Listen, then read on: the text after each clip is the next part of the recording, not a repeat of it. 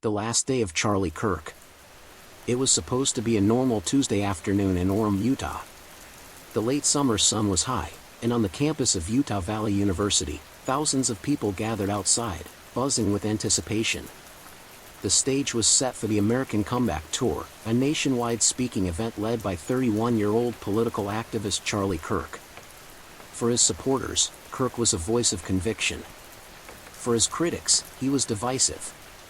But for everyone there that day, he was a man with a microphone, answering questions in front of a crowd of more than 3,000 people. Charlie looked calm, focused. This was the environment where he thrived, standing before a crowd, engaging with them, challenging them, drawing energy from both support and dissent. He was no stranger to confrontation. But what no one in that audience could know, what Charlie himself couldn't have imagined, was that within minutes, the confrontation he was about to face would not be rhetorical. It would be deadly. The question. About 20 minutes into the event, a student stepped up to the microphone. Their question was pointed, asking about mass shootings in America. Kirk leaned forward, his voice steady but passionate. He argued, as he often did, about freedom, responsibility, and ideology. The debate grew heated. The air in the crowd buzzed, not with violence, but with the energy of political back and forth. And then, it happened. The shot. A single crack split the air. At first, many thought it was a balloon, maybe a microphone glitch. But the truth landed in less than a second. Charlie jerked back, his hand instinctively grabbing his neck. A crimson bloom spread across his shirt. The microphone clattered from his hand as he staggered. Panic rippled through the crowd. Screams erupted, people dropped to the ground, others scrambled to flee. Those closest to the stage froze in disbelief. Charlie collapsed. His team rushed to him, shouting his name, pressing their hands to the wound. The bullet had torn through the side of his neck. The shot hadn't come from the audience. It had come from above. On the roof of a nearby building, a lone gunman had just fired into a crowd of thousands, and hit his target. Chaos in the aftermath. In the seconds after the gunshot, chaos reigned. Security scrambled, scanning rooftops, shielding attendees. Parents clutched children and ducked behind chairs. The crowd of 3,000 dissolved into terrified confusion. For Charlie, every second mattered. Medics appeared almost instantly, forcing their way to the stage. They lifted him, his blood soaking through their gloves, his breath shallow. The sirens began. An ambulance rushed him from campus to Timpanogos Regional Hospital. Doctors fought to stabilize him. But the wound was catastrophic.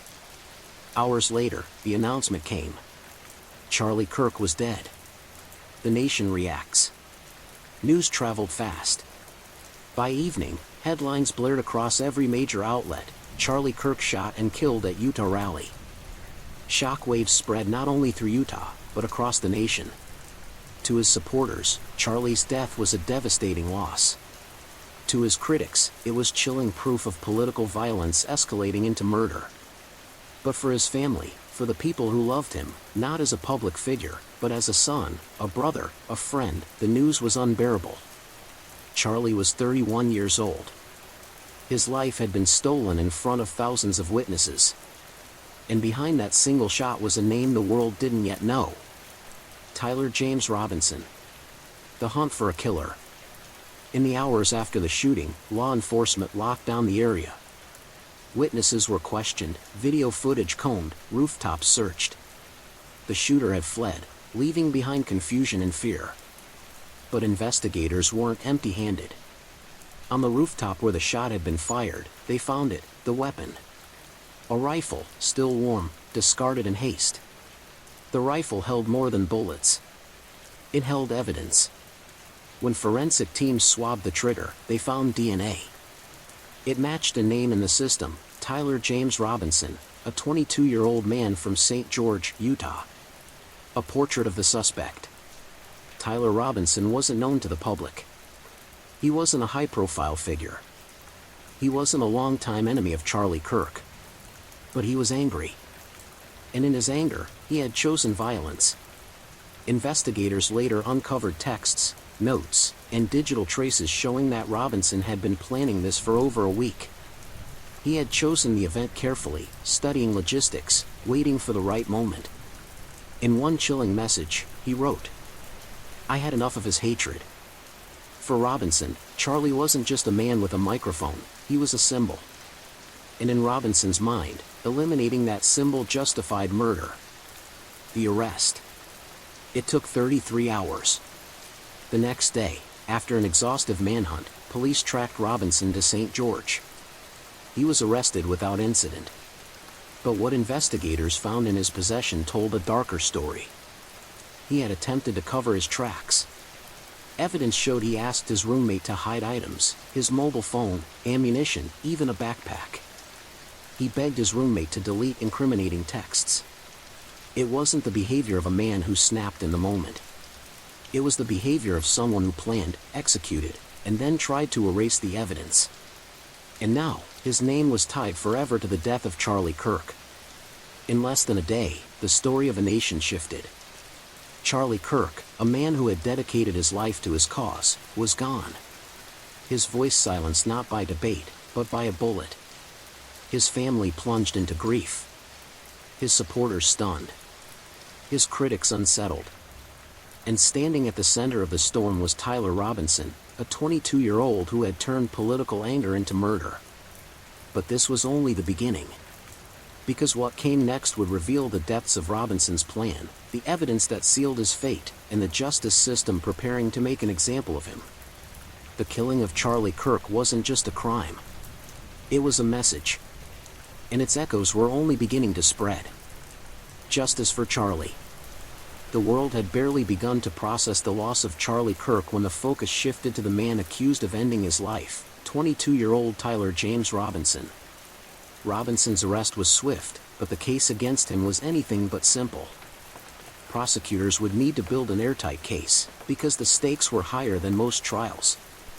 This wasn't just about one man's life. It was about the line between political anger and political violence. And above it all, the haunting question remained, why Charlie? Inside the mind of a killer. Investigators began piecing together Robinson's movements in the days leading up to the crime date. His internet searches painted a chilling picture. He had looked up Charlie Kirk's event schedule. He had studied the Utah Valley University campus. He had searched for rooftop access. Most damning of all, he had searched for long-range shots and neck anatomy. It wasn't random. It wasn't spontaneous. It was deliberate. The weapon. The rifle found on the rooftop became the linchpin of the case. A forensic analysis confirmed it as the murder weapon. Ballistic testing matched the bullet taken from Charlie's neck to the weapon Robinson abandoned. DNA sealed the link. Robinson's genetic material was found on the trigger and magazine. There was no plausible way to argue innocence, not when science tied him to the murder weapon. Still, Robinson tried. The alibi that collapsed. During questioning, Robinson at first denied everything. He claimed he was nowhere near Orem at the time of the shooting. But cell tower data betrayed him. His phone pinged off towers near Utah Valley University that very afternoon. When pressed, he shifted his story. He admitted being in the area, but insisted he just wanted to scare Kirk, not kill him. But the evidence said otherwise.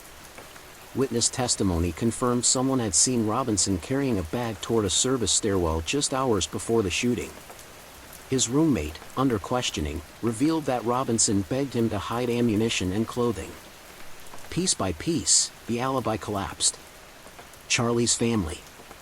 While prosecutors built their case, Charlie's family grieved in the harsh glare of the public eye. His parents released a statement just days after his death. "We have lost not just a son, but a light." Charlie was passionate, stubborn, fearless. Whether you agreed with him or not, you could never doubt his heart. He believed in America, and he believed in people. And we will not let his voice be silenced. His mother later described the moment she got the call from the hospital. "I dropped the phone," she said, her voice cracking. "I just kept saying, 'Not my Charlie. Not my Charlie.'" For them, the trial wasn't about politics. It was about justice for a son. The courtroom.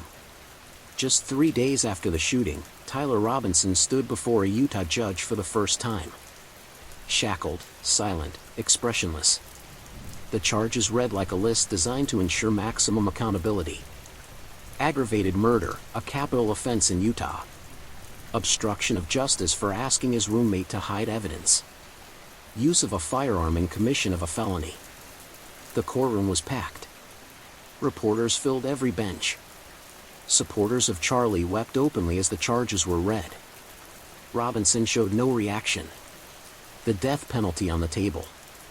Prosecutors wasted no time making their intentions clear. They would pursue the death penalty. Utah, one of the few states that still actively applies capital punishment, meant Robinson could face the most severe consequence the law allows. It was controversial. Some argued that executing Robinson would only fuel political divisions. Others said it was the only just punishment for a man who assassinated someone in broad daylight. For Charlie's family, there was no debate. His father said, "My son's life was taken in front of thousands. There has to be accountability. If this isn't a death penalty case, what is?" The defense. Robinson's defense team scrambled to construct a strategy. They claimed he suffered from mental health struggles, that he acted in a state of extreme emotional disturbance. They hinted at the possibility of an insanity defense. But prosecutors countered with Robinson's own planning. His searches, his rooftop reconnaissance, his attempts to hide evidence, none of it looked like the act of a man who simply snapped. It looked like murder, premeditated and cold. The evidence unfolds. Over the course of preliminary hearings, prosecutors presented evidence that left the courtroom stunned. Surveillance footage of Robinson entering the building that led to the rooftop. Witnesses placing him near the scene with a backpack. His own roommate's testimony, describing how Robinson begged him to hide a phone and ammo. Forensic experts detailing how Robinson's DNA was found on the murder weapon. By the end of it, the picture was undeniable. Robinson hadn't just killed Charlie Kirk. He had assassinated him. The trial approaches. As months passed, the case moved toward trial. Every hearing drew national media. Every development sparked debate. Outside the courthouse, protesters gathered daily. Some demanded justice for Charlie. Others decried political violence on all sides. The trial had become more than a legal proceeding, it was a mirror of America's divisions. Inside, though, the focus remained narrow. One man. One bullet. One life stolen. Charlie's legacy. Through it all, Charlie's memory remained at the heart of the story. His wife, who had been married to him just 3 years, spoke at a memorial service. With tears streaming down her face, she said, "Charlie lived for his beliefs, but he loved for his people. He was a husband, a brother, a son. That's who he was. Not just a headline. Not just a victim. He was ours. And now he's gone." The crowd stood for over a minute in silence, honoring the man who had filled stadiums with his voice, and whose life was cut short in an instant. The final act of justice. As the trial date drew closer, one thing became certain: Tyler Robinson would never walk free again. Whether sentenced to death or life without parole, his future was sealed. But justice, true justice, was never going to bring Charlie back. For his family, the wound would never close. For his supporters, the voice they had followed for years was gone forever. And for America, the death of Charlie Kirk became a grim warning that words can inspire, but in the wrong hands, they can also destroy. On September 10, 2025, a single shot silenced a man who had built a life on speaking loudly. Charlie Kirk's story did not end the way it should have. Not with more speeches, more debates, more family dinners, more laughter. But with violence. And though his killer will face justice in a courtroom, Charlie himself will never get the one thing he deserved most: more time. Because in the end, the tragedy of Charlie Kirk is not just how he died. It's what was stolen from him. And from everyone who loved him. Remember to subscribe to this channel.